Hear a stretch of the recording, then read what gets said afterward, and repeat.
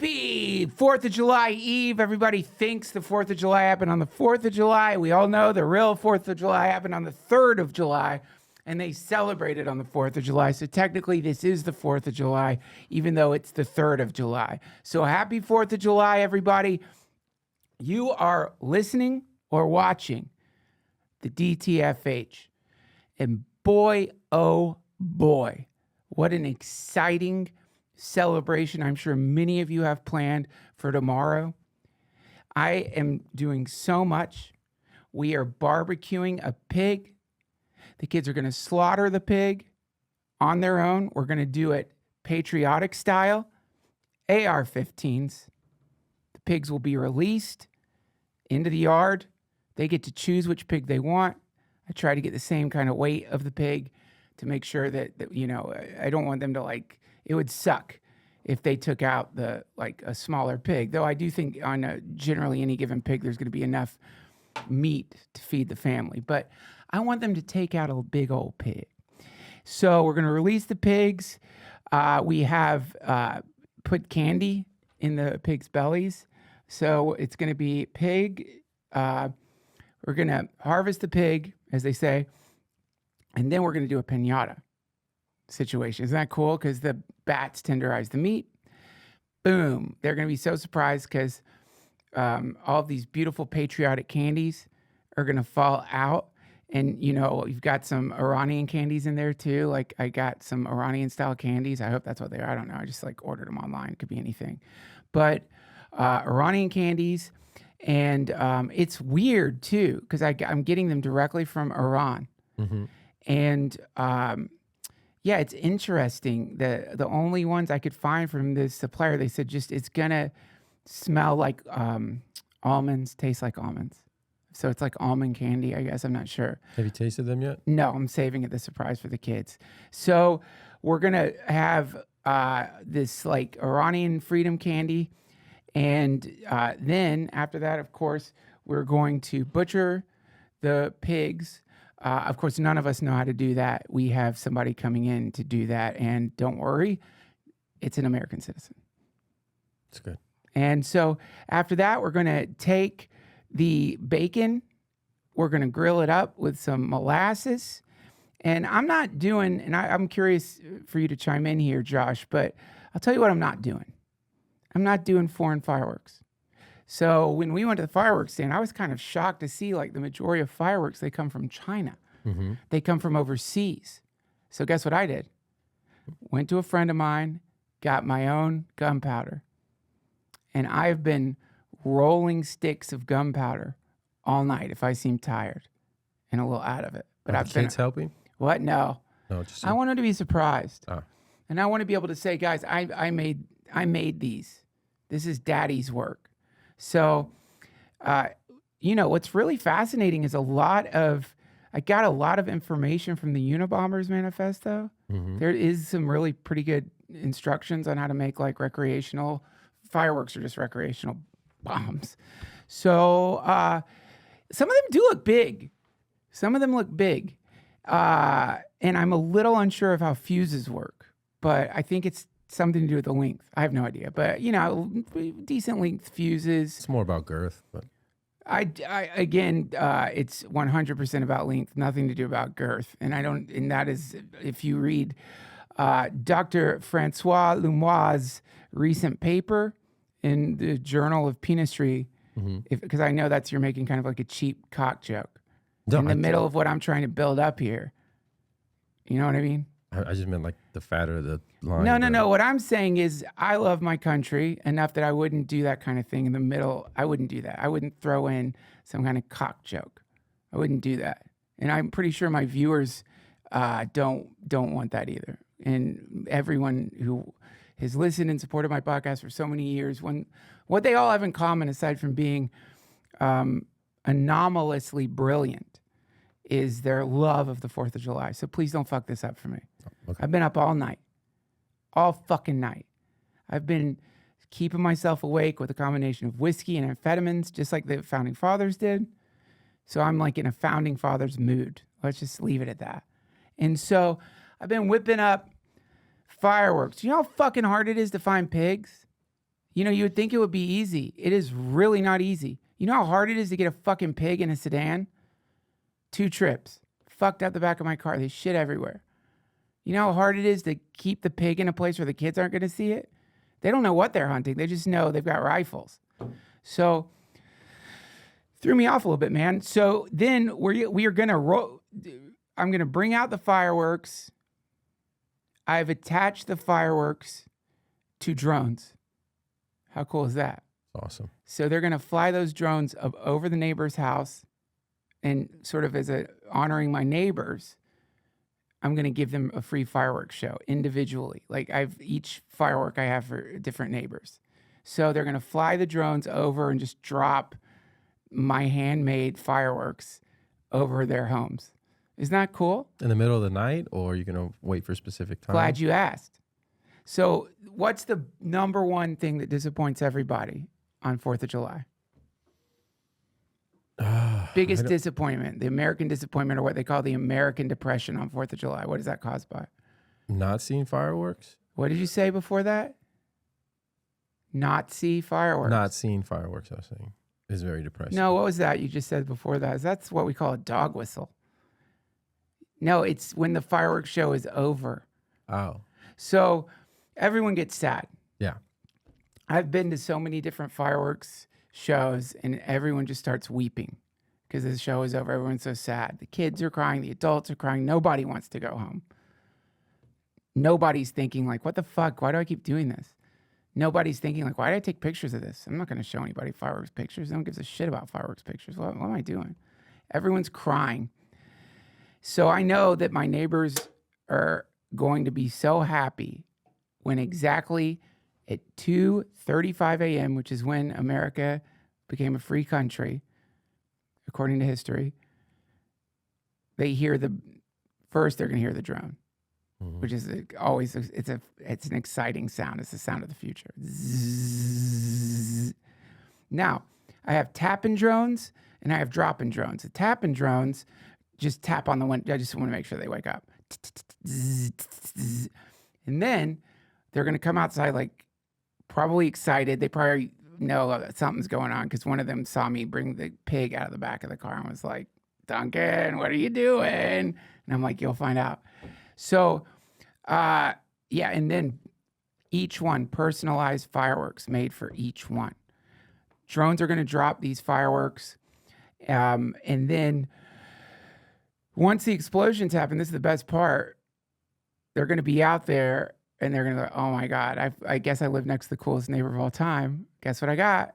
Bacon drone. So a drone is going to fly over and drop meat directly on top of them, like a shower of American meat. And so that's how I participate in our democracy. That's how I participate. What do you got planned for the 4th of July? Well, quick question. Don't other countries also do this with the drones? And the let's talk about other countries. No, I was just asking. 4th of July. Hey, let's talk about, you want to talk, I know what you love to talk about. Paris, France. You want to talk about France? Gay Paris. That's Josh. What, you want an accordion? Why don't you just get an accordion and play a French tune on the 4th of fucking July? I love accordions. I know you do. Yeah. You love accordions and the Eiffel Tower. Well, you know what? We can talk about Paris on French Day. Okay. But this is the eve of the 4th of July. And I'm going to just take that foul city out of your mouth. What do you have planned for the 4th of July? It seems like you're already tiptoeing around what you're going to do. Well, my kids are going to go swimming. They're going to hang out with their mother. And I will be doing my thing. What's your thing? I'll be at home. And that's pretty much it. What do you mean? 4th of July. Going to a parade? We split But holidays. You're going to a parade. I mean, it's a parade by myself, really. I mean, what we do in my family is. What do you mean a parade by yourself? You mean you're going for a walk? By myself. That's called a walk. It's also a parade. A solo parade is a walk. You going on a walk? I think you're judging my parade, but I am judging your parade. That's not a parade. It's a walk. A parade. In a parade, there are a few specific things that have in a parade. One, there needs to be multiple people. Two, there needs to be an American flag, and that's a parade. Anything else, I don't know what it is. But you're going on a walk. I guess, okay, fine. You do your French thing. I'll do the American thing. we'll all do the American thing. And we're all celebrating. We're all celebrating. While you do your little lonely man walk, while you listen to Morrissey and take your little lonely, pitiful, sad walk, my children are going to be shooting pigs in my yard. So now this is the denouement. I guess you would like that word, French. So I hate name dropping, but I'm going to name drop. So this was years ago. I get an email from Hank Cleer. Now, Hank Cleer, of course, is the premier country singer in America. He's the best country singer. He played at the inauguration. He is a genius. He loves the country. And so we've become friends. I just email with him, whatever. I got some of the recipes for my fireworks from him because he served overseas. And, I was joking, honestly. And I was like, man, it'd be kind of cool if, it would be kind of cool if like a Hank Cleer song came on when my kids were shooting those pigs. And he's like, Duncan, come on, just ask. I know what you want. I'm like, no, I'm not going to ask. And he just ask, I'll kick your fucking ass again. He's kicked my ass a few times. And I don't mind, man. A Cleer ass kicking, that's like the song. But he does get drunk. He drinks Everclear and he kicked my ass a couple of times in front of my kids. He's like, I will fucking fly there. He's got a private jet. And that's the last time he kicked my ass. I thought he was joking. I'm like, no, you won't, you pussy bitch. And he flew on his private jet to Austin, came to my house, slammed down the door, kicked my fucking ass. My wife was weeping, goes upstairs with her for like 30 minutes, which is cool, calms her down. Oof. And then, because I was like unconscious. But he's like, I'll kick your fucking ass. Tell me what you want exactly. And I said, Mr. Cleer, he makes me call him Mr. It's cool. Mr. Cleer, it would be cool if you recorded a personal song for my family about the 4th of July that I could surprise my kids with. They love him. They look like him. That's the crazy. When you love an artist, I think it's like the same way people start looking like your dogs. Mm-hmm. When you love an artist so much, sometimes your kids will look like the artist. I don't think that's how genetics works. We're not talking genetics. We're talking patriotism. Okay. We're talking love. And so anyway, he's like, yeah, sure. I'll whip something up for you.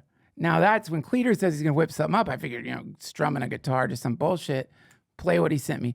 Right. This is what my kids will be listening to while they shoot pigs in my backyard in the afternoon of the 4th of July, which is tomorrow.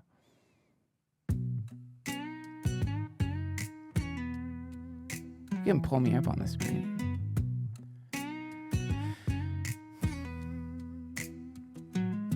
Of July, eagles in the sky, spreading peace, explosions that create emotions. He did this in an afternoon. Of gratitude, the attitude that we all are feeling, thanks to freedom bombs that bring planetary healing. Isn't that great? If you want peace, you need a war first. Before you drink water, need to feel the thirst. And if you want love, need an iron glove. Listen to this. It's not a grenade, it's the egg of a dove. Not a grenade, the egg of a dove. That's what we dropping. Tyranny, that's what we stopping. You better believe the founders would be pleased that we're bringing peace bombs to the Middle East. Damn, he's got a killer voice. Yeah. They say just before George Washington died, he said, spread this freedom as he cried. Let the whole world know the joy of liberation. That's why we created this brand new nation.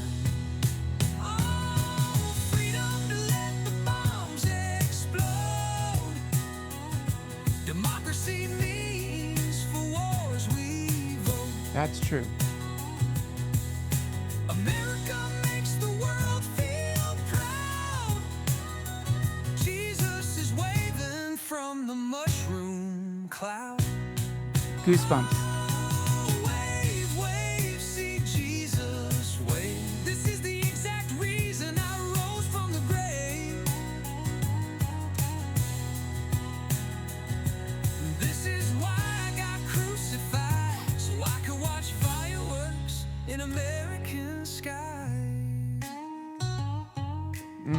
Goosebumps.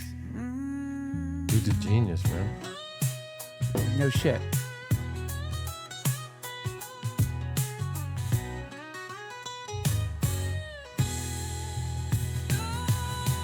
No kings push over the thrones.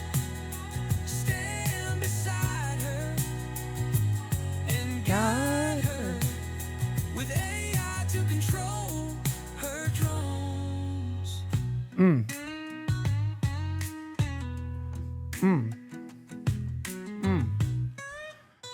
Thank you. Thank you, Hank. Thank you. If you're watching, thank you so much. He says he would never watch this, but thank you so much, Hank. Thank you. It means the world to me. My kids.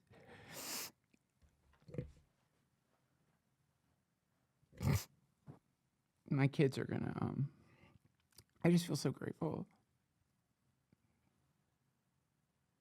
He's just such a good man. He could have done anything. I mean, he just went to the studio and was, oh yeah, sure. Here's a little present for you. Cucky. That's what he calls me. Cucky Trussell.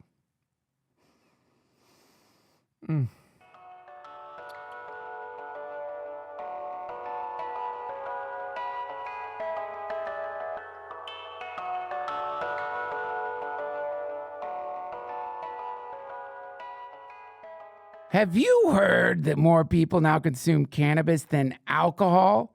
Maybe it's because there's no hangover. Whatever the reason, Cornbread Hemp just launched these incredible THC seltzers. We are in the right timeline.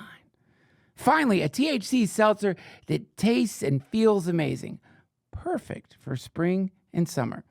This is a low-calorie drink with only 30 calories and 5 grams of sugar. Made with pure THC and all natural ingredients, no synthetics. Each can has 5 milligrams of THC, which is the perfect amount so you don't feel couch-locked or paranoid. Perfect for unwinding, kicking back, and enjoying the moment without alcohol or a hangover. 4 delicious flavors to choose from. Blueberry Breeze, delicious. Peach iced tea, raspberry limeade, and salted watermelon. Right now, DTFH listeners can save 30% off their first order and enjoy free shipping on orders of over $75. Head to cornbreadhemp.com/Duncan and use code Duncan at checkout. That's cornbreadhemp.com/Duncan, code Duncan. Cornbread Hemp. This is the good life.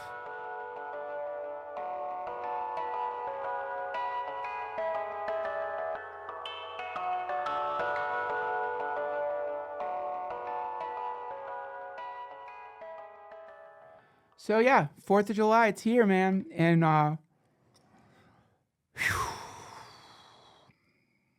that's what it's about. I hope if I ever become like a rugged man who knows how to play every instrument and write incredible lyrics and knows like how to like build stuff and climb.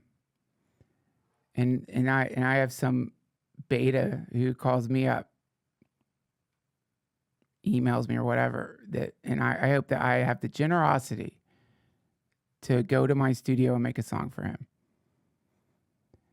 Because this is leading. That's what leadership looks like. It doesn't look like, leadership doesn't look like complaining.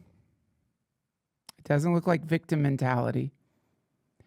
It definitely doesn't look like shuffling around on a solo walk, calling it a parade. A lot of people are doing that, metaphorically. It doesn't mean any of those things. What it means is you spend an afternoon making maybe the greatest country song of all time for a man whose ass you have kicked multiple times. That's America. That's the 4th of July, and that's what it's all about. We give to those we give. And in a way, what Hank Cleer did to me, those meaty fists, I needed them. It brought me peace. Before that, I was honestly very anxious. I had an anxiety disorder. And I don't know if it's like how hard my head hit the concrete. I don't know what it is. But after that, I don't know. I've just felt calm. And let me put this in italics. I wish you could see it. I wish I could bring something on. Peaceful, like real peace, not bullshit peace. A lot of days, these days especially, I don't think people understand what peace means. Some people, when they hear the word peace, they think it means no violence. Common misconception. People, when they hear the word peace, they think that it means some kind of flaccid, impotent world where everyone's just shuffling around on solo parades with enough to eat and blah, blah, blah. Not worried about getting attacked from a super advanced military vehicle. That's not freedom. That's not peace. All that is, that's a coma.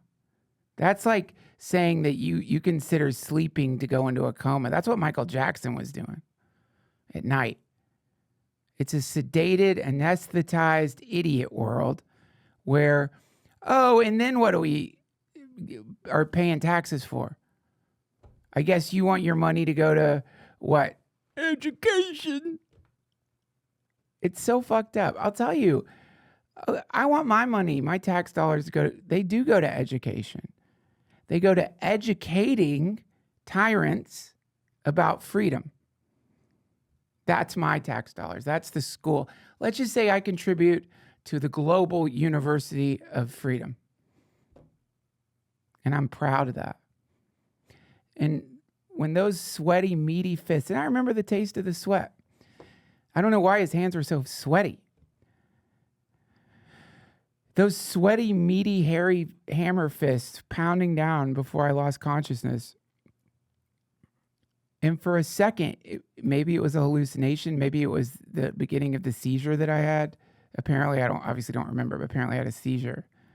I saw on one fist George Washington's face, and on the other fist, Thomas Jefferson. And they were kissing me. They weren't hurting me. And right before I lost consciousness, together they both said, "We love you. Grow up." And so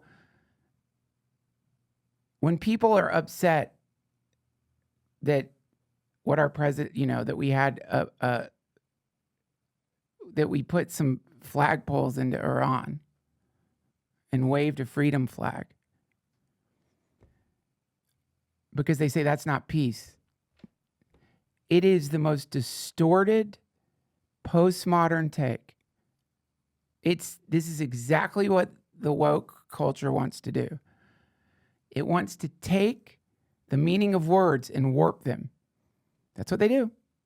So what did they do? They took peace and they warped it so it means no war. Peace has always meant war. Peace has always meant war. That's literally, before they got a hold of the fucking dictionaries, when you looked it up, that's what it said. Peace, the thing that happens after war. Yeah, order through chaos. I guess.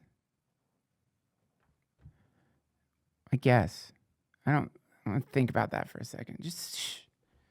The fuck are you, a Satanist? Sounds like something a Satanist would say. That's some shit somebody would say at a satanic church. Say it in France a lot.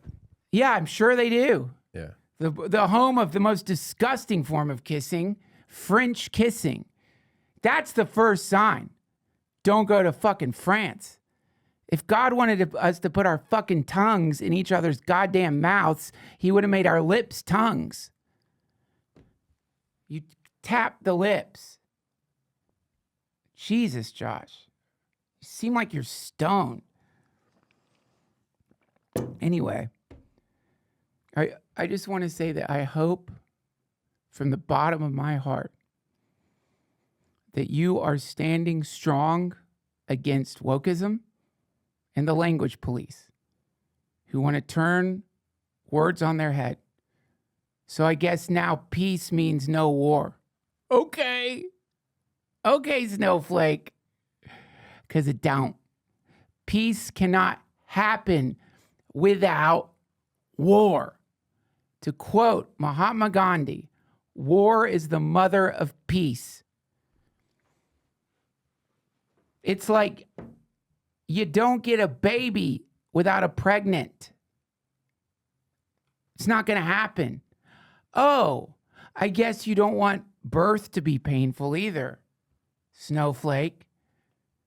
So you want your baby to be brought to your doorstep by a stork, I guess. A stork flapping his pathetic low T wings, carrying a baby and dropping it on your doorstep. So that women don't have to pay the price for deceiving the Lord. Okay, well, you know what? Why don't you take that up with the Lord? And maybe you could go up to heaven and you could say, "Excuse me, Jesus. It seems like people think that when you said turn the other cheek and love your neighbor as yourself, they think that that means war. And that doesn't seem like what you meant at all. But yet lots of Christians are all pro-war." And you know what he's going to do to you? He's going to do the exact same thing that happened to me. Jesus' meaty, hairy, sweaty fists are going to pound on your fucking face right there. Lucky for you, there'll probably be a cloud underneath your head instead of a sidewalk. And my head hit my fountain. So maybe you won't have a seizure. But one thing I do hope you have is an epiphany. I hope is Jesus's hairy, meaty, American fists pound onto your woke head that you begin to understand that peace means war, and war means peace. Peace, war, same. War, peace, same. Have you ever heard of the book? And I'm guessing you haven't because the person I'm talking to is a real dummy. Have you ever heard the book War and Peace? Do you know what their original title was before the media mob and the woke liberal elite got a hold of it? War is Peace. But they changed it to War and Peace, creating the differentiation. Because the problem is not war any more than the problem is mothers. The problem is the distinction that this new postmodern, Marxist, neo-communist, Ivy League poisoned mob of drooling, drug-addicted, polyamorous, androgynous fanatics. The problem is that they have gotten into the very way we express some of the most fundamental pillars of what it means to be in America. And I'll tell you, when you're looking up at the 4th of July fireworks, and my guess is, if whoever I'm talking to out there would probably plug your ears, oh, it's too loud. You know what you're seeing? You're seeing exactly what we saw.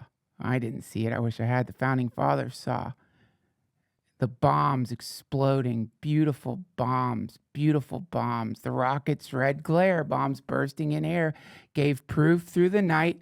What, Josh? That our flag was still there. I can't even believe you know that. Yeah. I thought you were going to say it in fucking French. No, they teach it in French too, though. You fuck. Shut the fuck up. It was perfect until that. You always bring up the French thing. He's a Francophile. Maybe other kinds of files. The point is this. Those bombs, those fireworks, that's what it represents. You don't get America without a war. You don't get Carl's Jr. without a war. You don't get the Burger King, which is the only king that I support, without a war. War is what, Josh? Peace. Peace is what, Josh? More peace. War, peace is war. War is peace. Say it 3 times. We'll say it together. 1, 2. Un, deux, trois. War is peace. Peace is war. War is peace. Peace is war. War is peace. Say it with us. Peace is war. War is peace. And money. Shut the fuck up. Money. There's nothing to do with money. All right. Oh my God. Industrial peace complex. Shut the fuck up. It has nothing to do with war. Oh, so you're like the petrodollar guy. Are you going to do petrodollar? Are you going to say the only reason that we do anything globally is something to do with the fucking petrodollar? Please. You know what? When Alex Jones comes in here, you and him can talk about the goddamn petrodollar. When you're here, we're going to talk about war is peace. Peace is war. Nothing to do with money. Nothing to do with the military-industrial complex controlling all branches of government. Nothing to do with private weapons manufacturers with shit tons of money, laundering taxpayer money. Nothing to do with all the money that we lose in wars. Nothing to do with an insane form of redistribution of wealth, except it's not coming from the wealthy. It's generally coming from the lower middle class. Nothing to do with that. Nothing to do with that. What it has to do with is this world is desperate for peace. Desperate. And we bring peace all over the world. We've been doing it and we will be doing it for a long time. The United States has been at peace for 93% of its history. Now, on to more important things. Can you, Josh, will you mind pulling up? This is really interesting. And by the way, happy 4th, everybody. Josh, can you pull up scientists detect object from outside solar system?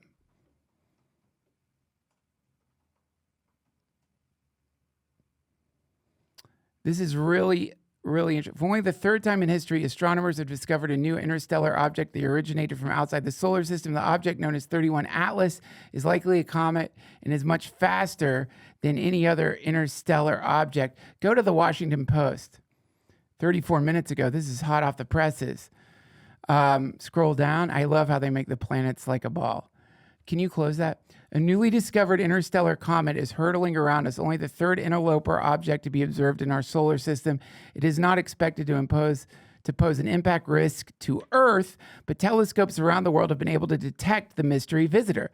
The comet, officially named 31 Atlas. Who names these fucking comets?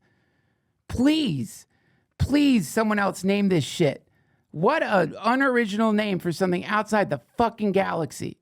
If I'm in the meeting where we name comets and someone suggests that, instantly fired. I'm going Dove Charney on them. Is currently located around 420 million miles away. I guarantee in that meeting somebody was like, name it Hyperborea. Name it Sparkly. And then this boring ass shit is like 3-Eye Atlas. Sounds great. It's currently located around 420 million miles away and inside the orbit of Jupiter. But don't let the distance deter you.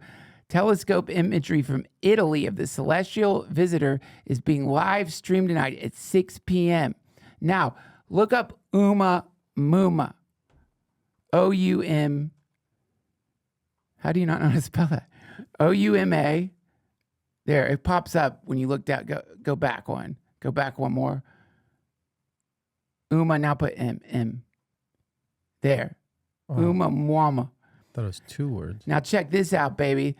Oumuamua is the first observed interstellar object to pass through our solar system. It was discovered in 2017. Is notable for its unusual turd shape, reddish color, and unexpected acceleration as it moved away from the sun. Now this is fascinating. Do you know about this fucking thing? I heard about it. So I had Avi Loeb on the podcast ages ago. I'm going to reach out to him and see if he'll talk about this new visitor we have coming in. But this is nuts. This thing, and that's just an artist's rendition. Of course, they made it look like honestly, like you've been taking fiber. Probably that's soften it up a little bit, and you're doing pretty great. But of course, they make it look like a turd. Ooh, that would destroy my ass. Well, it depends on the size of your ass. Not that big. Yeah, but I mean, of course, it's a massive interstellar object. But if we inflated your asshole to like 2 times the size of the sun, you wouldn't even feel it. It's all relative. Yeah, didn't think about it that way. So, this thing, what's crazy about it is that it shoots into our. See that? How do you turn? Look at that. See pull up the Wikipedia. Oh, Go back one. See the Wikipedia where it just shows this white, the white, like here, right there. Pull that up. See, how do you turn that into a turd? Same person who named it Atlas is like, I'll draw it, man. Probably looks like a big old log. Like, how does that turn in? You know what I mean? When I see that, I'm not like, yeah, that probably looks like a turd. Anyway, we'll let the science do their thing. Red color, that means not enough fiber, honestly. But this interstellar object shoots into our solar system, and it does the thing that we do when we're getting satellites to Mars or probes to Mars. It did that slingshot shit around the sun. That's what's weird. It like did exactly the thing you would do if you were a spaceship and wanted to build up some extra speed. You do this crazy shit where you zip around the sun. I guess it's kind of like if you tie a rope to a tree, you run with the rope on the tree and jump, and the rope carries you around the tree. We used to call that tree spinning back when I was a kid. Spin around that tree, spin and spin. And so you spin around, and so now that we've got, again, this is the 3rd time we've detected one of these things. And they're so close together. So now people are saying, by people I mean me, that of course that was the probe. That was the exploring turd doing a scan. And they're like, oh, wow, look at that. We've got some kind of intelligence down there, something like intelligence, lots of water. We need water. So we'll come back and get the water. And that's what people were saying. That first one was a probe. This one, which is going to be zipping by Mars, like, so if you get the first thing is the probe, the second thing, it's the explorers, and they're going to stop off at Mars, drop off a lot of colonists so they could get ready. We can't get to Mars. It's a perfectly safe place to prepare for an invasion. Then they're going to prepare for the invasion from Mars. Or whatever, whatever you want to call it. And then they're going to, and all the UAPs we've been seeing, that's what the first space log dropped off. Some drones to scan us. Now they know everything about us. Now they're coming to say hello. So that's what people are saying. You think they'll give us blankets? Hope so. It'd be nice if they gave us blankets and soft things.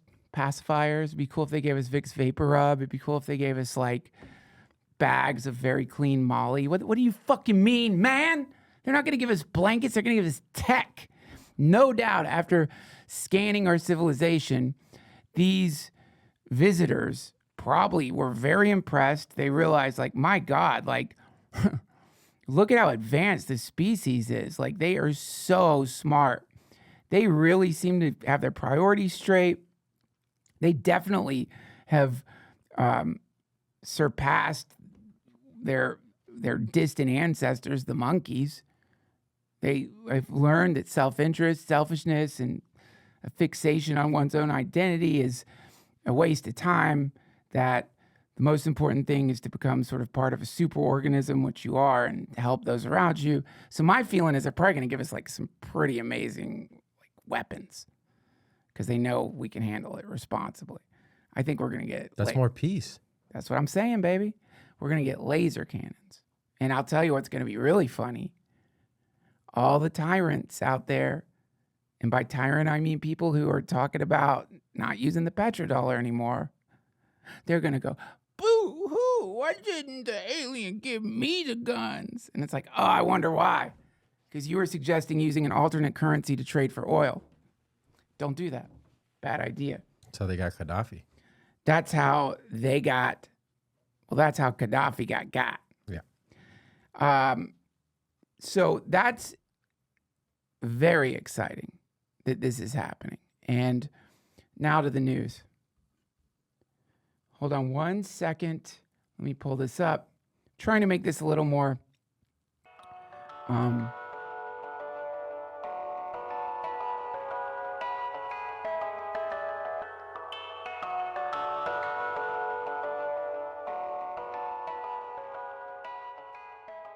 This episode of the DTFH is brought to you by my new friends at Chubbies. And I do mean new friends, because you know what people don't say when they look at my butt? It's chubby. In fact, some people might say it doesn't exist. So you must know how happy I was when I received my Chubbies swim trunks in the mail. Pulled them on and realized somehow, by some miracle, I don't know how they do it. I don't want to know. Maybe it's magic. It actually seems like I have a butt. You know what that means to the buttless? To people like me? I can go swimming. I look good in my swim trunks. I've got a butt. Thanks to Chubbies. I'm going on vacation with the family soon, man. You should see my old swim trunks that I am happily incinerating. They're horrible. They probably anger. If there is a God, I imagine God looks at my old swim trunks and thinks, why did I do this? Why did I make all this stuff? Somebody's going to be flopping around with no butt and those old stanky dad swim trunks, faded palm trees on them that he bought in Vegas because he wanted to swim, and he went down to the pool and realized you shouldn't swim in a Vegas pool. It's disgusting. Now I have Chubbies on my side, on my team, on Team Trussell, on not just Team Trussell, but on the team of all of us who want to let the dogs out for the summer, who want to show those legs at the pool and not feel like something that should be driven into a bell tower. And somehow, I don't know how this is even possible, there are uncomfortable swim trunks out there. It's like people making swim trunks want you to hurt while you swim. People making swim trunks don't want your vacation to be as great as it could be. They want you to suffer. I don't know what that is. Maybe it's a plot. Maybe it's just bad design. But Chubbies flies in the face of those swim trunk warlocks who want to darken our summers. They have created a mystical, super comfortable, perfectly fitting swim trunk. When at last I say goodbye to this mortal plane, I'm probably going to get cremated, but if I wasn't, I'd wear Chubbies. I'd wear Chubbies in my casket. And when the sun goes down, swap into a pair of everywhere shorts. They fit right, feel right, and go with everything. And after wearing them once, you'll find yourself wondering why you even own other shorts. I don't really own other shorts. I'm a no short guy, at least I was, until I slid these dogs into a perfectly fitting pair of Chubbies. Whether you're suiting up for cannonballs, cookouts, or casual Fridays, Chubbies has you covered. For a limited time, Chubbies is giving our listeners 20% off your order with our code Duncan at chubbiesshorts.com. That's code Duncan at chubbiesshorts.com. Support our show. Let them know we sent you. Summer's here. Dress like it in Chubbies. Support my new sponsors, won't you? They're rolling the dice on me, and they sent me a free pair of awesome swim trunks. So buy some Chubbies. Make them feel like they made the right decision. Make them feel like they did the right thing, staking their business, their future, their children's future on the DTFH. Get some Chubbies. Also, if you're one of the assless, get ready. You're going to know what everybody else feels like all the time.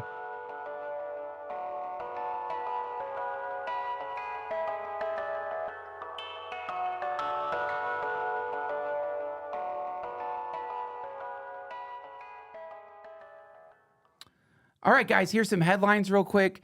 Pretty soon we'll have graphics that we pop up and say headlines. Here we go. These are the top headlines from today. King Galfron scores massive payout from Paramount Illusionist Guild. This happened in Eldoria. In a stunning legal victory, King Galfron will receive a 16 million gold piece settlement from the paramount purveyors of illusions, ending a contentious dispute that has captivated the kingdom. The king's legal mages argued that the guild, known for its powerful and widely distributed scrying pool broadcasts, had maliciously altered his image to undermine his rule. God bless King Galfron. Paramount, a media conglomerate powered by some of the most skilled illusionists in the realm, had defended its broadcasts as protected artistic commentary. However, the hefty settlement suggests a capitulation to the king's demands, may he live forever. Sources close to the royal treasury confirm the gold will be used to fund significant new infrastructure projects, though critics worry this will stifle free expression and lead to self-censorship among bards and artists critical of the crown. That's ridiculous. Jury reaches partial verdict in Puffy the Shaper corruption trial. Greyhawk City. The high-profile trial of Bard Puffy the Shaper saw a major development today as the jury returned verdicts on most of the sweeping charges against him. However, the city holds its breath as jurors remain deadlocked in a final critical count. I believe that actually Puffy the Shaper was only found guilty of a couple of the charges. You know, he's a bard. You know what I mean? I'm not excusing what he did, but if you guys have ever been in a tavern after hours and hung out with a bard after the performance, they're fucking nuts. Like they're nuts. I was sitting next to a bard, obviously not Puffy the Shaper. This is just a basic tavern, like far away from Greyhawk City in Calvanzio, when I was looking for the wand of Drezix, house cleaning wand, basic wand. And I enjoyed the bard's loot, but I was sitting next to him just sort of talking, and he was drinking ale and seemed a little drunk. And what was really, really weird is that I guess he had a ring of invisibility that only turned his finger invisible. And yes, I know, I always thought they just made your whole body invisible, but apparently they have some that just make your appendages invisible. And so all of a sudden I feel like I have to use the bathroom. And I look down and he put his invisible finger right up my butt and laughed. He laughed and laughed and pulled it out. I'm like, dude, you know what? That's karma. Take a smell of that. Cause like it had been a long ride. So I'm just saying they're wild. No excuse or anything like that, but asking a bard to not put his finger up your butt is like asking a dog to not eat a steak that fell off the table. Now this is interesting. Fragile 60-day ceasefire declared between Ivory Tower Wizards and Sons of the Serpent. Thank God. This is in the sun-scorched south. A glimmer of hope has emerged from the war-ravaged southern deserts today as the Council of High Wizards of the Ivory Tower and the leadership of the Sons of the Serpent warrior tribes have agreed to a 60-day ceasefire. That's great. The accord, brokered by neutral third-party sorcerers, temporarily halts decades of brutal conflict. The long war has seen devastating magical bombardments from the wizards and relentless bloody raids from the tribal warriors, leaving the region on the brink of total collapse. The truce is intended to allow humanitarian aid, including vital potions, thank God, and enchanted supplies to reach besieged settlements. Diplomats from both factions are scheduled to meet at an undisclosed, magically shielded oasis to begin negotiations. Key topics will include the exchange of prisoners and the potential establishment of a permanent recognized border. For the first time in a generation, there is a cautious optimism that a lasting peace may be forged from the sands of war, though many are worried that the sand dragon has awoken and cannot be put back to sleep. That bothers the shit out of me. Yeah, but the orange wizard said that he would, fix it, so we'll see. Yeah, I have great respect for all wizards. Always have. Wanted to be a wizard. Just didn't make it, didn't get selected, didn't make it through the initiation. It's political. I don't know if it was political, man. I could have tried harder. I didn't want to drink blood. I tried. I'll be honest. I just puked it up. It tastes horrible. Very tinny taste. Very just gross. Like the other kids around me seemed like they'd been practicing with, like, I didn't even know you could practice with your own blood. So I just been like, I'll just fucking gulp it down. Anyway, I have a lot of respect for wizards. I want to put that out there first. I definitely don't want to seem, I don't want to upset a wizard, basically. I'm not afraid of them, but I mean, I'm not saying this because I'm afraid of wizards at all. But I do respect, I have a great deal of respect for what they do. And if there are any wizards listening, I do really mean that. So please don't curse me or anything like that. That being said, sometimes I do feel like wizards, and I mean this with all due respect, they don't think that far ahead. And, you know, we all know about the sand dragon. We all know about the sand dragon of the sun-scorched south, put to sleep by Asmodeus, the lizard whisperer, 500 decahedrons ago, sleeping soundly beneath the desert. We all know that there was some chance the dragon could wake back up.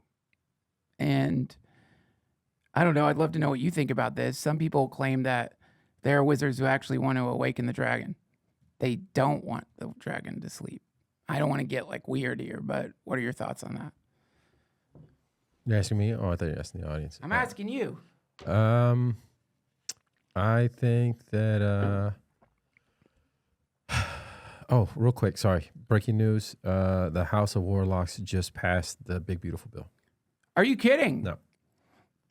Full respect to the House of Warlocks. Not only do I have great respect for wizards, I definitely have great respect for warlocks. And not gonna upset. Don't upset a warlock. That's what my grandfather used to say to me all the time. Don't upset a warlock. And it was funny because he had a hooked hand because of something that a warlock withered his hand. And so he'd wave the hook and say, "Don't upset a warlock. They will wither your hand." So yeah, good. That's good. Whatever the warlocks do, I support. And the warlocks are beautiful. Right, Josh? Always, always. Love the warlocks. And that's great that they have installed the Big Beautiful Bill, a.k.a. Grimoire of Sarthanon. Yeah, sure. You know, there's people out there, like, you're really going to, it's a massive grimoire. Like, even the greatest wizards couldn't possibly understand everything within those pages, those vile pages, inked in the blood of the ancients. But it's like, this is why we got warlocks. I'm sure they found a way to explore the tome in a safe sanctum of protection. And no doubt the stories about that particular grimoire are probably mostly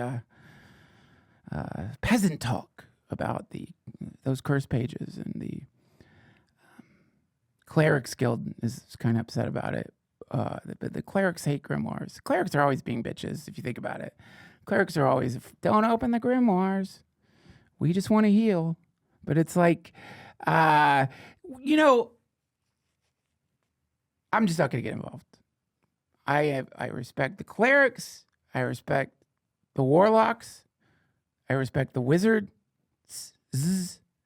and I respect the king, and I respect the many deities of the kingdom.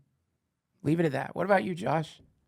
The clerics are kind of annoying me. The Sanders cleric, it's just talk. Oh yeah, you're talking about Sanders, the gleaming blade, worshiper of Lothlorien. Mm-hmm. Well, followers of Lothlorien are, he's old. Let's also mention that. Like, he is chosen not to drink of the waters of youth, because apparently they contain within them actual, how would you say, nectar of youth, I guess you could say. And I don't think these days it does make the way they apparently are getting the nectar extracted does not seem like legal. And so he didn't want to drink that. Okay. But if he got old, what do you want? He's like one of the few, most clerics you run into out there are very young and happy to drink the nectar.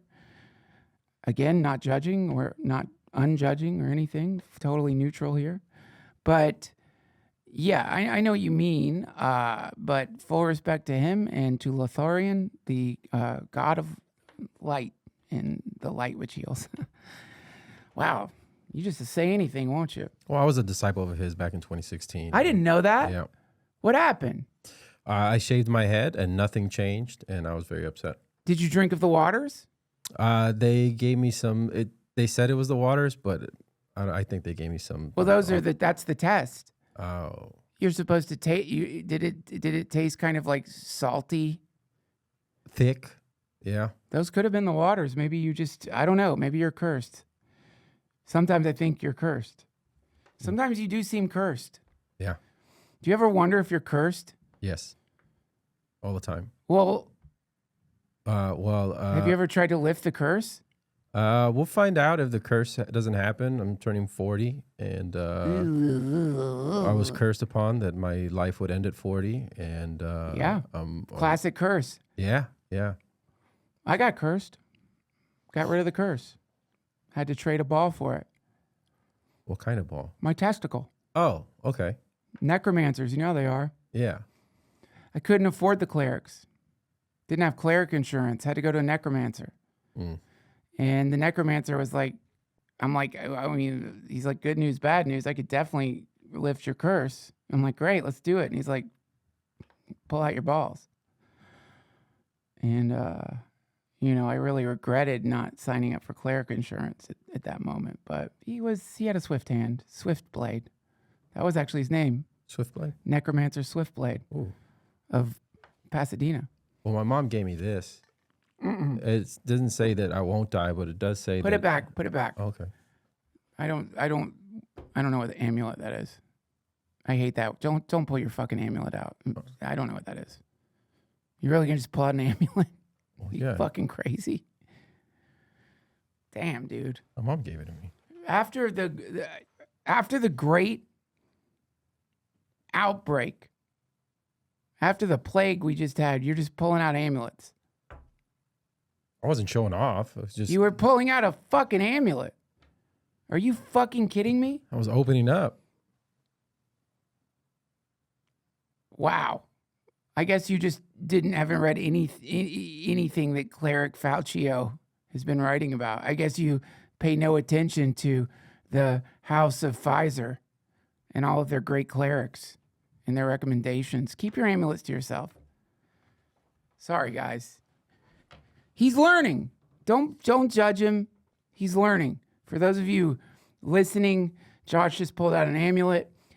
And it did have a dark, shadowy glow to it. It did seem also cursed. It had a weird resonance to it, and I did feel a chill in the air. So it definitely has the feeling of a cursed amulet. No offense against your mom. I would never give my children a cursed amulet, but honestly, older people don't seem to even understand anything about amulets these days. And there's nothing worse than when your mom appears on the crystal ball wanting you to give instructions on like how to operate some new amulet. I fucking hate it because it's just like, generally it's just move a disc or whatever, it depends on the amulet. Point is, there's a lot going on. Let's see if there's any new news stories right now. Let me look it up.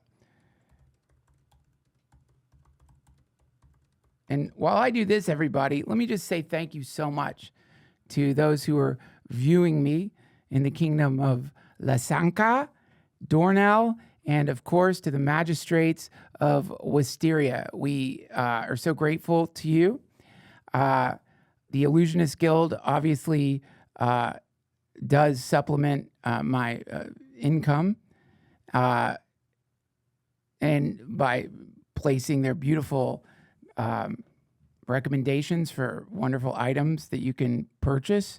But if you would like episodes of this podcast free from the little mini stories of the Illusionist Guild, you can become a subscriber. And no offense to the Illusionist Guild. Love you guys. Thank you so much for supporting me and my family. Very grateful to you for that. If you become a member, you will be free of any of the Illusionist stories, or you can subscribe to my Patreon at patreon.com/DTFH. And I just want to say thank you to all of you who are out there right now watching live through the various crystals that people are using these days. Holy shit. This is bad. This just happened. La la la la. Massive necromancer data breach exposes millions to identity theft spells. Did you hear about this? No. The Cloudspire. A catastrophic security failure at the powerful necromancer guild Cloudspire Analytics has resulted in one of the largest data breaches in the kingdom's history.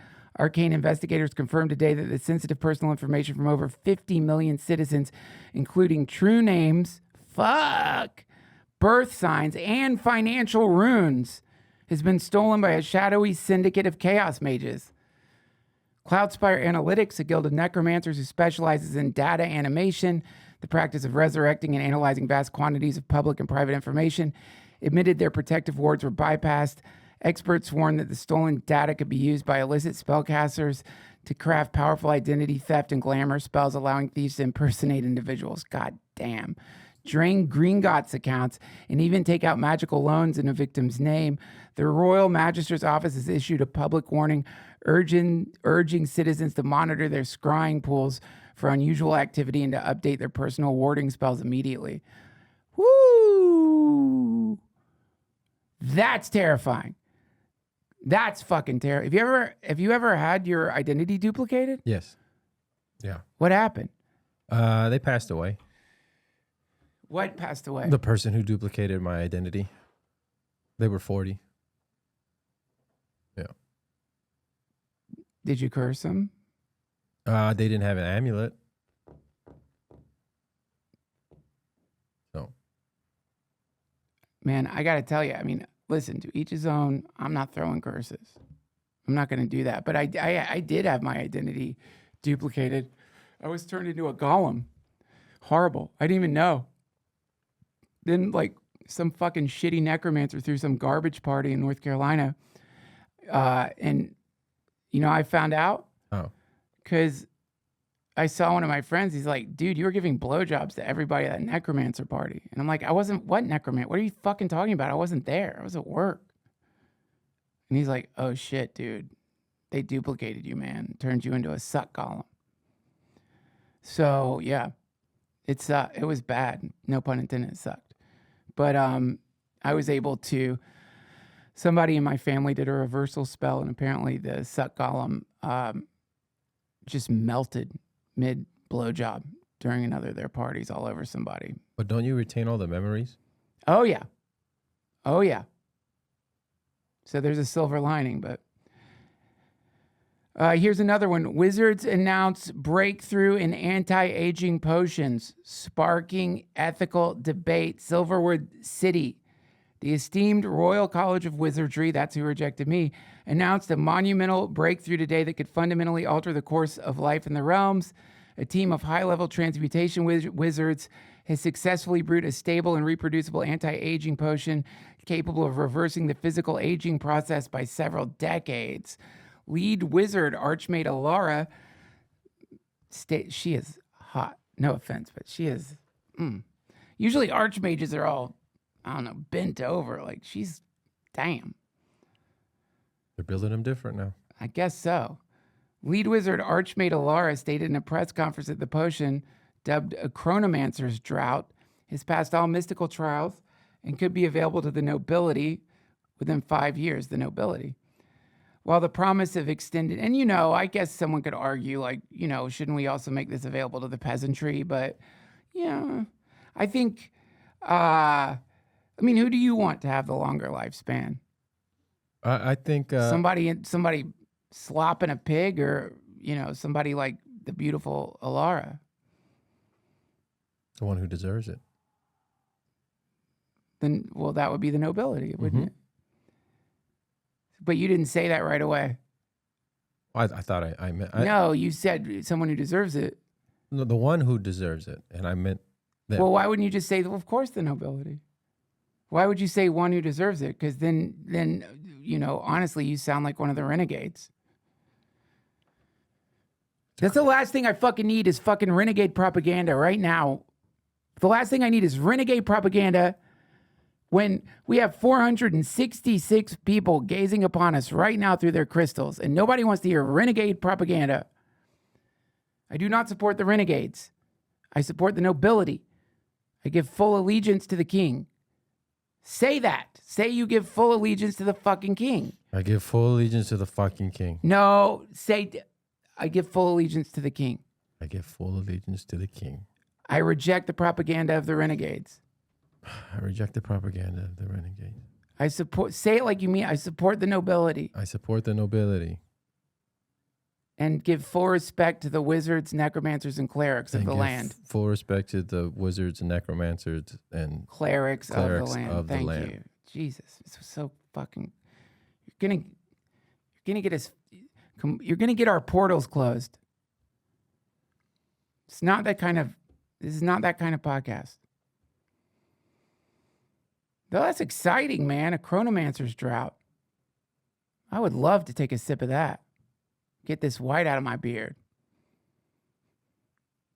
That's interesting. We'll look into that. Wonder what that feels like. You ever wonder? Have you ever met anybody who drank a youth potion? yeah, they say it runs through your veins and it feels like you throb. Your whole body throbs. Yeah, that's what they say. It's Yeah. like feeling like you've been cold your whole life and a warm blanket got wrapped around you. Remember Wizard Brian? We had him on. Mm-hmm.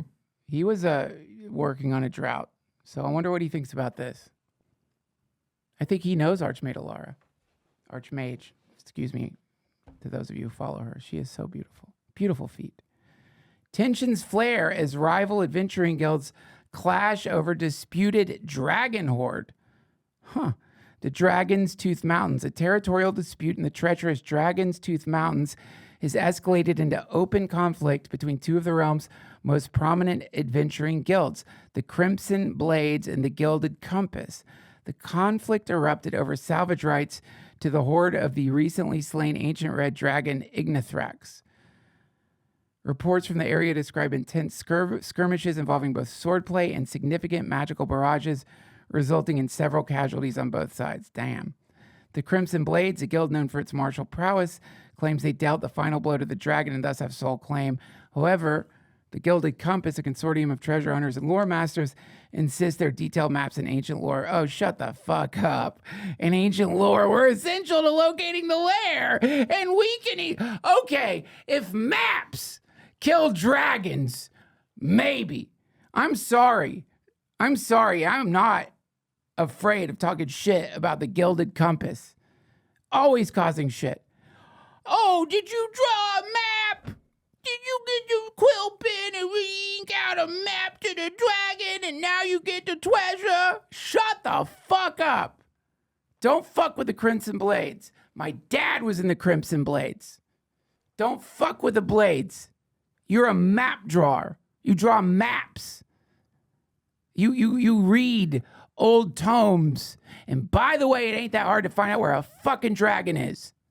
Stop acting like everyone didn't know where the dragon was. We all knew that the dragon, Ignithrax, was where? The Dragon Tooth Mount. The what mountains? Dragon Tooth Mount. So I guess we need you to help us figure out where the dragons are. Ridiculous.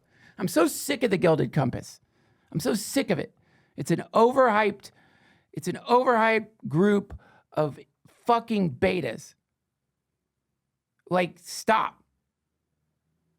The Crimson Blades are out there fighting a fucking dragon while you're sitting on your goddamn ass with your fucking pseudo dragons and your little quill pins and your stupid outfits.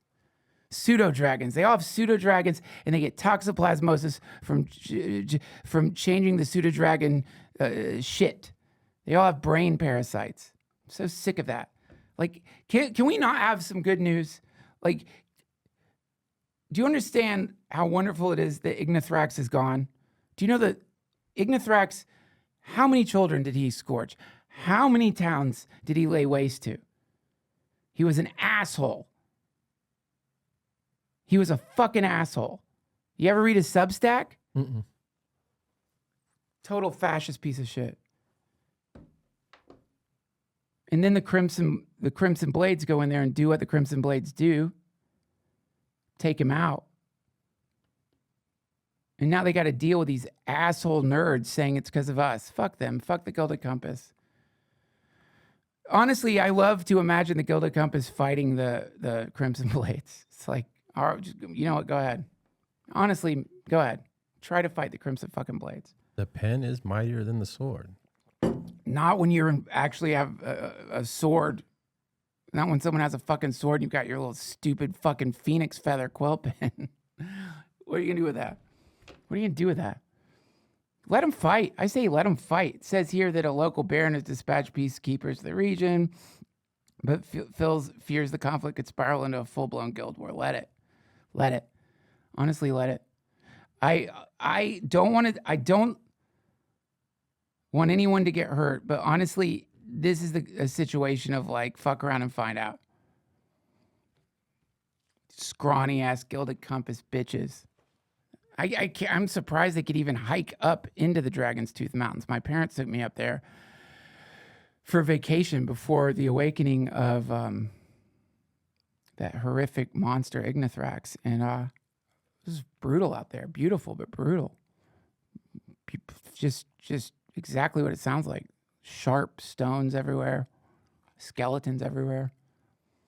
It was a nice trip, but again, like, that was before Ignithrax awoke. All right. Well, look, we have a little bit of time to chat. Anybody want to add anything here? Someone's asking, where am I reading this from? I'm reading it from, it's the Substack of Scribe Lorarius. Really great Substack. You want to see some of the super chats? Oh, yeah. Let's look at the super chats. And again, thank you, everyone, for looking through your scrying orbs and black mirrors. It means the world to me that you are watching the DTFH. I bow to all the realms. I bow to the sorcerers, as I mentioned before, and I'm not afraid. You could easily say I'm fence riding. I bow to the wizards, bow to the sorcerers, bow to the clerics, bow to the necromancers, bow to the king. That doesn't mean I'm fence riding. I have full respect for all of them. Don't want any trouble. Britt, thank you so much. Martin MXR, I'm going to get to that because that answer is going to take a little bit longer. Jordan J. Turner, thank you. Hello, Jordan from Chicago. Member for 2 months. It's hardcore. And Ethan Berger is asking, where am I reading this from? It's a Substack. It's just one of the scribes. He's great.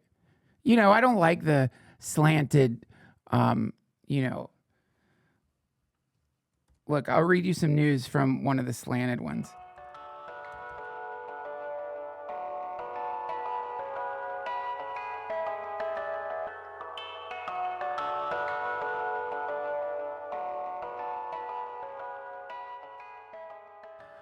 My friends, this episode of the DTFH was brought to you by Minnesota Nice. Now listen, don't do it. Don't skip ahead. This is important, and I mean it.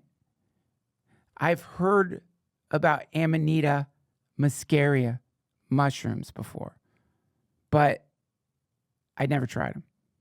You know me, I'm a fan of psychedelics, but I'm biased towards psilocybin. So when I heard about Amanitas, when I heard they're legal, I don't know, I just overlooked it. Yeah, I've read The Sacred Mushroom and the Cross. Yes, I've heard that Amanita muscarias are something that can connect you with Christ consciousness.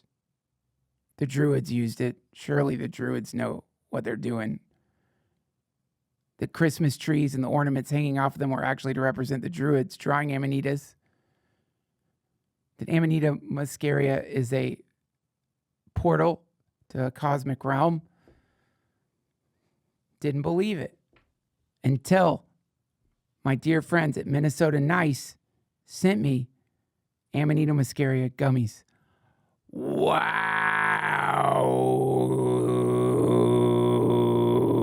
May I reiterate, they're legal, man.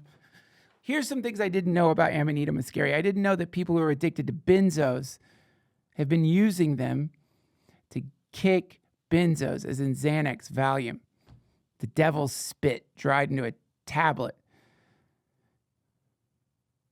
It affects the GABA receptors, my favorite receptors, and meaning that as some sweet offering to humanity, we have a psychoactive mushroom that also chills you out.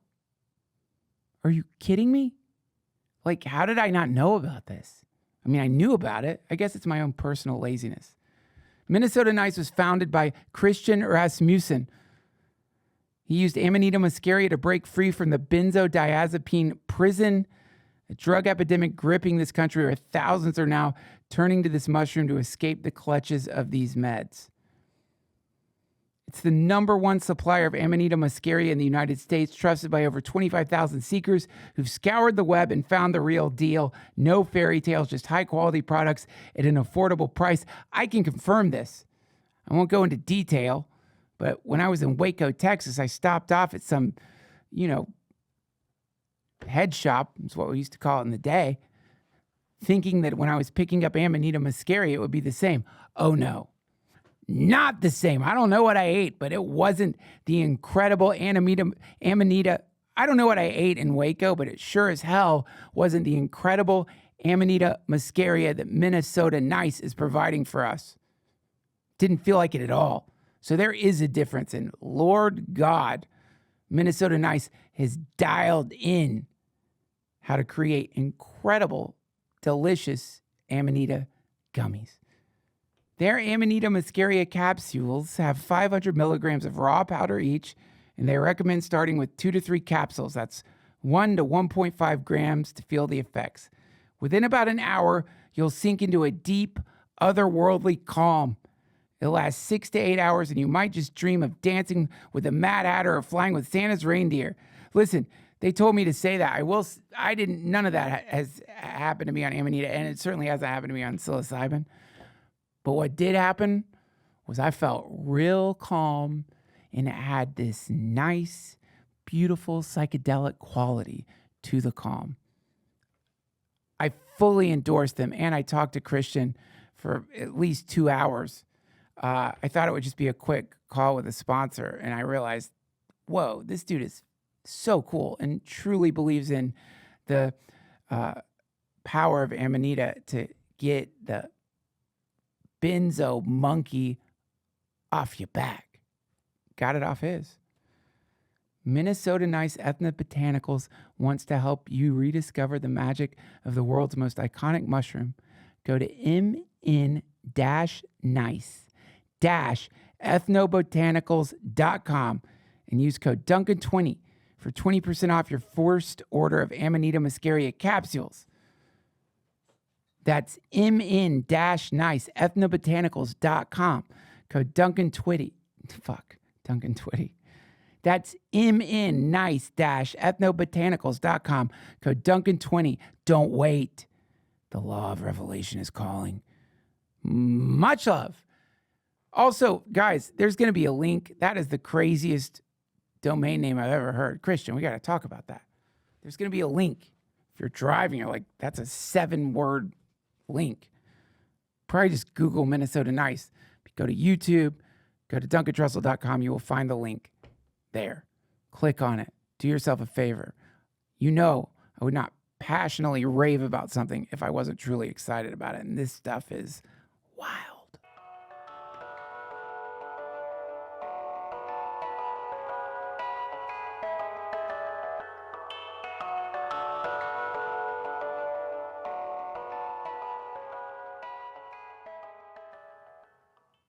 He's an agenda-free scribe, which I prefer.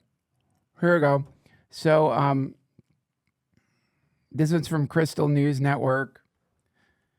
Oppression in the mines. Cobalt laborers strike against royal decree demanding unsafe quotas. Stonefell Depths. A courageous, and this is slanted. This is what you're going to get if you go to the warped media mob. A courageous and desperate act of defiance is unfolding in the deep, dangerous mithril mines of the Stonefall Depths. The Cobalt Miners Union, representing thousands of exploited laborers, has declared a general strike, refusing to work under a new royal decree issued by King Galfron's Ministry of Treasure. The decree demands a 20% increase in mithril extraction quotas, a move which is completely reasonable these days, especially. A move the union says is impossible to meet without disabling the most basic magical safety wards. Shut the fuck up. The kobolds have been mining long before most of the modern safety wards existed, and they were fine, leading in certain injury or death. For generations, kobolds and other, quote, lesser races have toiled in the kingdom's mines for see, that's the quote. The quote, that's how they get you. It's insidious. Lesser. I mean, it's a fucking kobold. It's a kobold. If you've been, when was the last time you had to hang out with a kobold? Never. Oh, dude. So when I was a kid, this is the last time I had to hang out with a fucking kobold. Okay. I was going to visit my father after my parents' divorce, and he couldn't afford a Pegasus flight for me, so I had to take a caravan. And I end up sitting in a goddamn wagon next to a fucking kobold, hammered on that shitty fucking booze they drink. It's made out of like those owl pellets with bones in it, and they ferment that shit in piss, and they mix it up with wasp stingers. And then it so stinks, and he's fucking hammered. You can't understand what they're fucking saying half the time. They will piss into the caravan. They don't piss, at least stand up and piss off the fucking wagon, dude. And he fell asleep on me. Piece of shit. I mean, I'm sorry. Like, I want every being in the kingdom and everything to be happy, blah, blah, blah, blah, blah. But, dude, like, I guess the kobolds should, like, also become nobles. It's the kind of shit they would like. The latest decree is being called the Blood for Coin Edict by the striking workers. I'll do it in kobold voice. Blood for coin! Blood for coin! The king and his noble lords sit in their gilded towers counting the gold that we dig with our claws, said Yix, a kobold union organizer. His voice echoed. Just, you know what? All right, then there's lots of other fucking kingdoms to go to. Lots of other mithril mines. I'm sure you're going to get treated great in Vrendax. Go to Vrendax. They love kobolds. Go to Vrendax. Those mithril mines are great. You're going to have fun there. They demand more mithril for their wars and palaces, but it is our lives that pay them. Their lifespan's like, what, 12 years? They see us as disposable. We strike today to show them our lives have value, that our labor will not be invested in. The mine's owner is a powerful consortium of dwarven lords with a deep connection to King Galfron's court. Have condemned the strike as an illegal act of treason. They've already called upon the king's guards to break the picket lines. In their unconfirmed whispers of scabs being hired from goblin warrens. Why are you calling it a scab? Let's give the goblin some work. I mean, if you can get a goblin to work, then let him work. I'm a little curious. Well, you can't call goblins lazy, man. That's what I was saying. I'm not saying they're lazy. Did it sound like that's what I was saying? I'm just saying if you can get them to work, they're great workers. Get them to work. I've heard you could do it. I've heard you could teach hummingbirds to talk too. Solidarity protests are beginning to bubble up in the smithing districts of the capital as artisans and common laborers recognize the familiar sting of the crown's, I hate this shit, the familiar sting of the crown's boots and the insatiable greed of the ownership class. It's called the nobility. It's not the ownership class. It's the nobility. It's pure bloodlines. This isn't just about mithril. It's a desperate struggle for the very soul and safety of the working folk against a callous, profit-driven monarchy. You know what? It wasn't that long ago that a scribe would write this shit, and it's like, to the gallows. To the fucking gallows. And this speaks to our wonderful king's mercy, which, do I think the mercy of King Galfron makes sense? It might be my only criticism of our great king, is how merciful he is to the scribes. What are your thoughts on that, Josh? The king's mercy towards the scribes. I think the king just does it because he knows, he wants the scribes to like him, and he's gonna, move in that direction when he can. Oh, so you think it's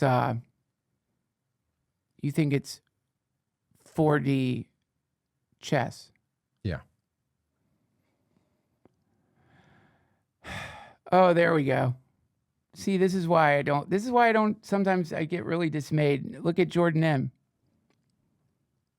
Hail Thoth, the true king of scribes. Wow. Self-ban for the rest of your fucking life. Thoth. Hail Thoth, god of the renegades.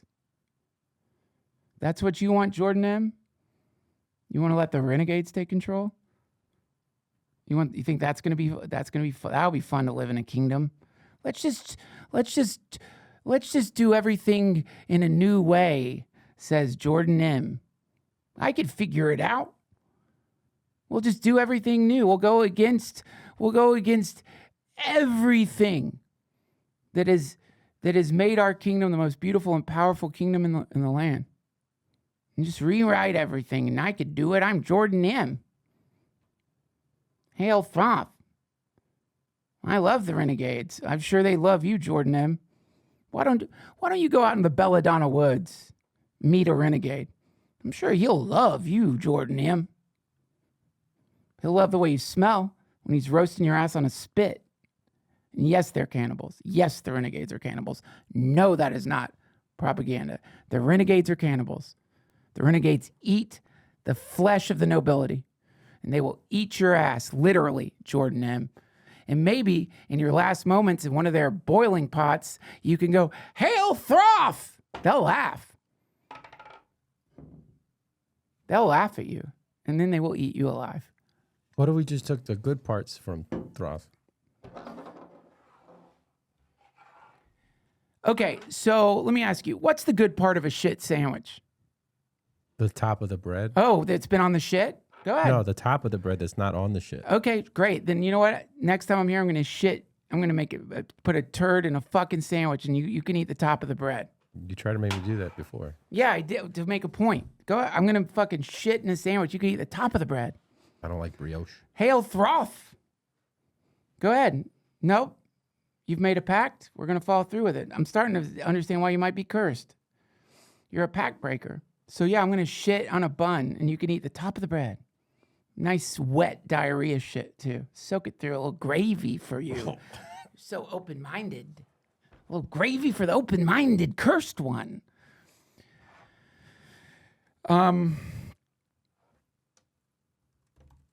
Now I'll show you, and again, like I think I do veer more to the side of the warriors, but this is an example of bias from the scribes.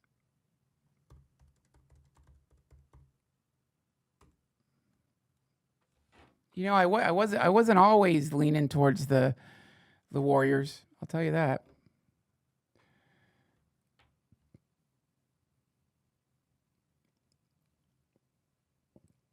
King's edict fortifies borders, shuts down unregulated elfwood imports to protect kingdom's loggers. In a decisive move to protect the kingdom's economic sovereignty and preserve its cultural heritage, King Galfron today signed the Eldoria First Lumber Edict, effectively halting the flood of cheap, untaxed lumber from the whispering elfwood.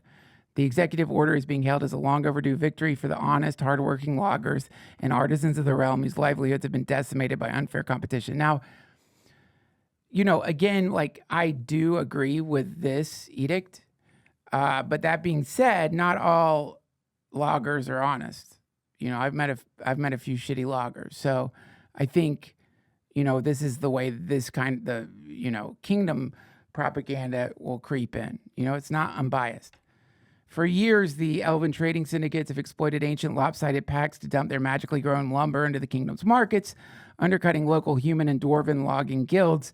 This has led to widespread unemployment in the timber-rich provinces of the north, that is true, and a decline in traditional Eldorian carpentry, the best carpentry, by the way, replaced by flimsy elven goods. Now, there you go, flimsy elven goods.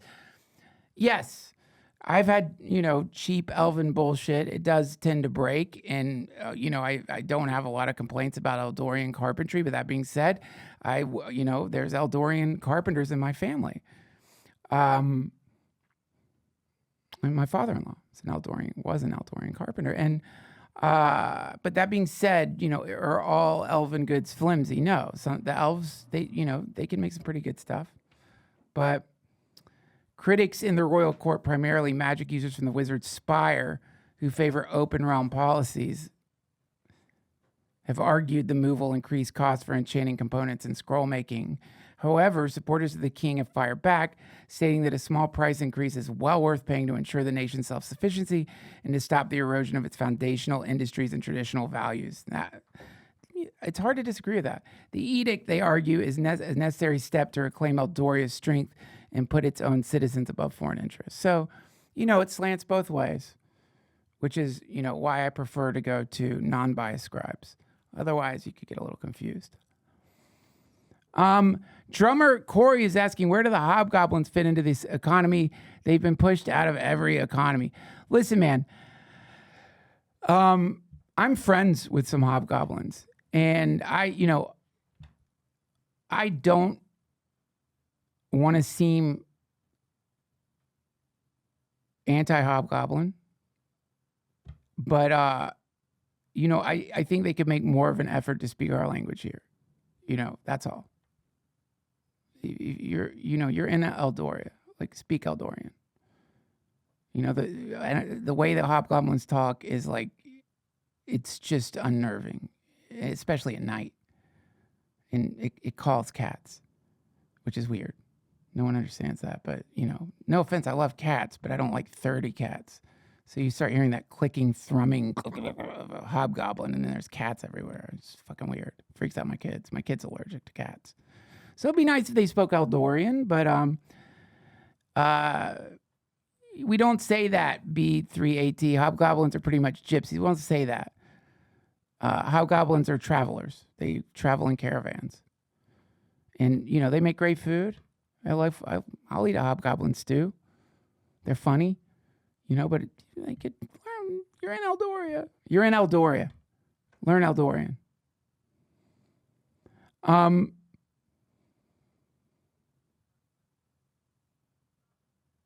Wow, thank you. Cody Cole is saying I look fantastic. Keep up the good work. Well, I must tell you, this is because I've been taking the droughts of Ozempic. Thank you for that. I mean, also a tremendous thank you to the Clerics Guild creating this brand new drought. It's incredible. One of my curses, of course, was the curse of the sugar, and it's my fault. I went into a fairy circle. Not supposed to do that. And it was a full moon and a fairy appeared and damn. Let me just say that was the most exquisite fairy I'd ever seen in my life. And no, they're not tiny. Some of them can expand to the size of a human. And I just could not say no. And a lot of people say, well, that's why you don't go in the circles. They're magical. They lure you in. But this was a 10. Way out of my league. And, when I came out of that fairy circle, years had passed. I gained 30 pounds. I had to pee all night long. It basically was a fountain of piss. And I felt, what are you going to say? Everyone says, yeah, if you decide to bang a fairy, go in the fairy circle, you're just going to fuck you up. You're going to gain weight. You're going to have to sleep all the time. They've drained your energy. It's not worth it. But isn't it? It's hard for me to say it wasn't. I mean, we are talking fairy squirt is so sweet. And they are squirters. And it's the closest thing I can compare it to is imagine being in a tavern and someone's just pouring mead into your mouth. Just pouring and pouring while they're blowing you. That's what it's like to fuck a fairy. And yeah, gained a bunch of weight, got the curse of the sugars. And, this Ozempic drought, this potion is a miracle. It's one of the new miracle potions. It's out right now. And, it seems to have not completely eradicated the curse. They say that this is a perma curse. Maybe not. The elves are working apparently on potentially something that could eradicate the curse completely. But yeah, I mean, my A1C is almost normal now. So, there are good potions out there. And I just want to say this. A lot of people get real judgy because people who don't have the curse of the sugars are using this potion. And the way I see it is, there's all kinds of curses out there. Just because they didn't fuck a fairy doesn't mean that they shouldn't have access to the potion. They make plenty of it. You could find, I think anyone who has any kind of curse of bloating, curse of the swollen curse of the Night King. A lot of people have that. And blaming someone with the swollen curse of the Night King and saying, well, why did you eat the Night King's garbage? Is like, now they're finding out that the Night King's garbage has a hypnotic spell on it that actually, once you eat one piece of the Night King's garbage, it could rewire your brain completely. And so it's not like they actually have control that people think they have over eating the Night King's garbage, which is delicious, by the way. Some people can eat the Night King's garbage. Some people can just eat one slice of Night King soil. Some people have to eat the whole fucking patty. So I think anybody using this potion the potion should be accessible for everybody. I guess that's where I kind of veer more towards I hate to say it, the renegades. I do think some potions should not cost gold. I will say that. But don't your bones start to wilt after a while? Your eyeballs can fall out from the potion, but that is very rare.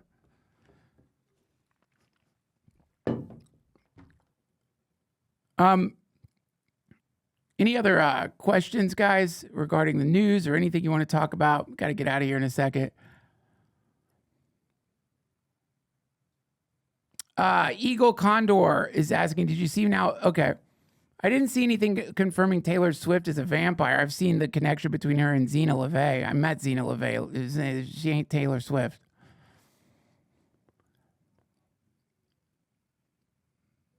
Look up Taylor Swift Dragons TMZ. All right. Hang on. Hold on a second. I don't like that scribe.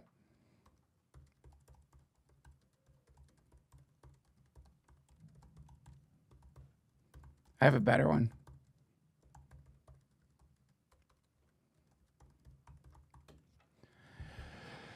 Let me see. I do go to a nobility rag. The immortal melody is beloved bard Taylor Swift, a creature of the night.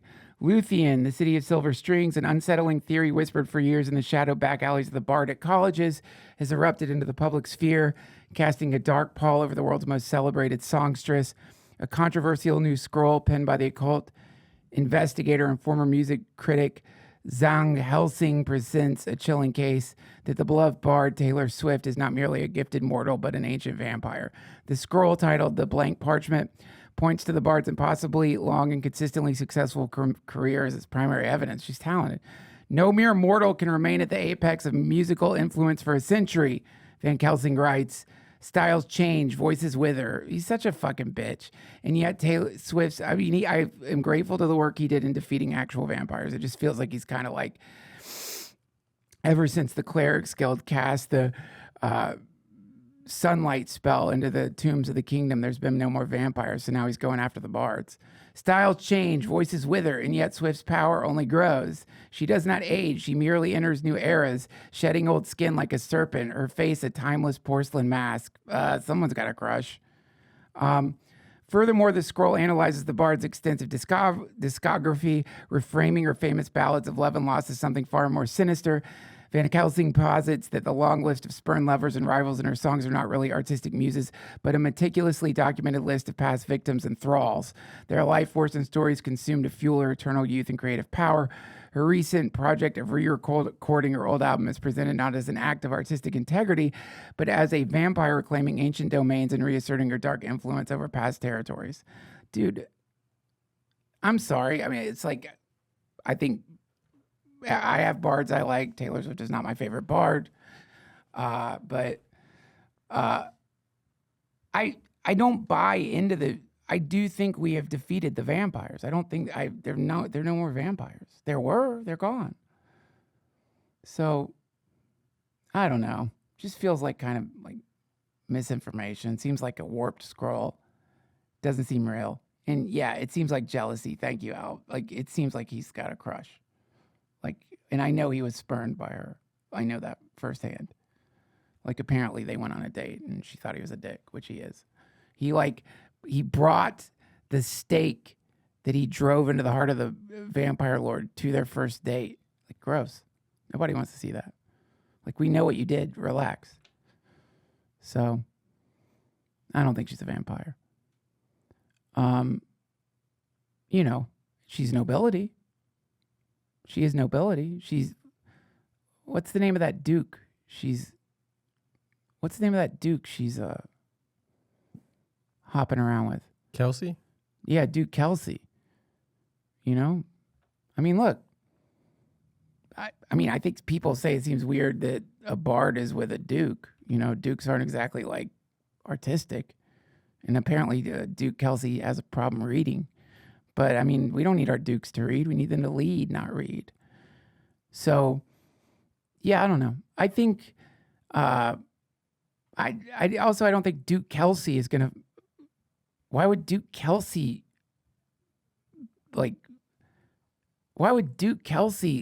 carry on with a vampire? I mean, the implication of that would be that, like, the vampires are, like, trying to gain control of the kingdom again. I don't think that's happening.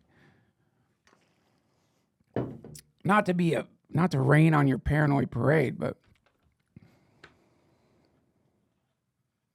yeah. Any other questions out there? We got to wrap this thing up. As we start winding down, I do want to say, I want to say I hope you all enjoy the 4th of July. It represents more than just fireworks. It represents all the great warriors, knights, clerics, warlocks, sorcerers, scribes who overthrew the cruel reign of Lord Danvis, who had the courage to do what no one thought could happen. You know, we were once a loosely incorporated group of city-states, and we became a united kingdom because of what they did and the people who followed after. And whereas other kingdoms to this day have kings that do not carry the people in their heart, as testament to these great clerics, sorcerers, warlocks, scribes, and even bards of the past, we have King Gelfron, the great noble king. And it makes me happy to know that Gelfron is at the helm. Gelfron, who recently was not afraid to send magic missiles far over the sea. We thought that would awake the sleeping dragon. And some say, why do you think it isn't awake? Why do you think it won't wake up? What the fuck are you thinking? You think dragons just wake up at once like people do? They take sometimes decades to wake. I think that's just the kind of talk that renegades like to spread, especially during the 4th of July, so that we don't enjoy the incredible pyrotechnics of the sorcerers that will fill our beautiful skies. And so I want to say to all of you out there on the front lines of magical, metaphysical, hyperdimensional, interstellar, solar, galactic, and dream wars, especially those of you right now who are fighting in the dream realm of the nightmare whisperer, my heart is with you. Thank you for all that you do. Thank you for your service. And to the renegades, well, let's just say I've got some information that didn't come from one of these bullshit scribes. Things are about to change in the kingdom. So maybe you better get your last bowls of nobility flesh and fill your putrid bellies with the flesh of your own species and head on out. Find yourself a nice, deep mithril mine to climb into. Go down there and have your dark orgies and spread your lies in some other kingdom because your time has come. Happy 4th of July to all of you. Long live the king.